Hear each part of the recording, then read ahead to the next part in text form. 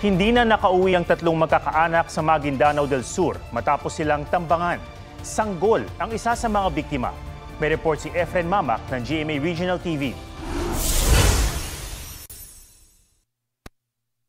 Sa masukal na kakahuyang ito sa Barangay Milbera, Buayan, Maguindanao del Sur, natagpuan ang isang puting minivan na ang mga sakay tinambangan. Nasawi ang lalaking driver, isang nanay at kanyang sanggol na 3 buwang gulang pa lang. Nasa ospital ang isa pang babaeng kasama nila. Ayon sa Police Regional Office Bangsamoro Autonomous Region o PRO Bar, magkakaanak daw ang mga biktima na pauwi na sana mula Tacurong City. Upon arrival doon sa area of incident, sila po ay tinambangan ng sila po ay binubuntutan na pala nung isa pang minivan walang plate number. Inaalam pa ang motibo sa pamamaril at pagkakakilanlan ng mga armadong salarin.